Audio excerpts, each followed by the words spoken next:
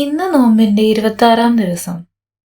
ഇന്നത്തെ ദിനം നമ്മൾ വിശുദ്ധ ഔസേപ്പിതാവിന്റെ മരണ തിരുനാളായി കൊണ്ടാടുന്നു. ശാന്തതയോടെ എല്ലാ കാര്യങ്ങളും അനായാസം നിർവഹിച്ചിരുന്നു ഔസേപ്പിതാവ്. കുടുംബനാഥന്മാരുടെ മധ്യസ്ഥൻ. തന്റെ ജീവിതകാലം മുഴുവൻ ഒരു പോറല് പോലും ഏൽക്കാതെ യേശുവിനെയും മറിയത്തെയും സംരക്ഷിച്ചു പോന്നു.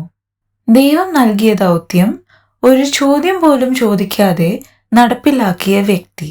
ദൈവം എന്തിനായിരിക്കും ജോസഫിനെ തിരഞ്ഞെടുത്തത് യേശുവിന്റെയും മറിയത്തിന്റെയും സംരക്ഷണത്തിന്? നമുക്ക് ഉറപ്പിച്ച് പറയാൻ പറ്റും, ദൈവത്തെ ഇത്രമാത്രം അടിയുറച്ച് സ്നേഹിക്കുകയും വിശ്വസിക്കുകയും ചെയ്യുന്ന വേറെ ഒരാളും ഈ ഭൂമുഖത്തുണ്ടായി കാണില്ല. സ്വപ്നങ്ങൾ കണ്ട് ഇറങ്ങി പുറപ്പെട്ട ആളാണ് ഔസേപ്പ്.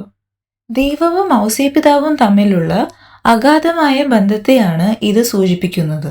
യേശുവിനെ തിരുനാൾ ദിനത്തിൽ കാണാതായിട്ട് അന്വേഷിച്ച് നടന്ന് കണ്ടുപിടിച്ചപ്പോൾ അപ്പൻ മകനോട് ഒന്നും സംസാരിച്ചില്ല. ആ മൗനത്തിൽ എല്ലാ വേദനയും സ്പഷ്ടമായിരുന്നു. ദൈവത്തെ ഇത്രമാത്രം അറിഞ്ഞൊരു വ്യക്തി വേറെയുണ്ടോ? നമുക്കും ദൈവത്തെ അറിയാൻ ശ്രമിക്കാം. എന്നിൽ നിന്നും ദൈവം എന്താണ് ആഗ്രഹിക്കുന്നതെന്ന്.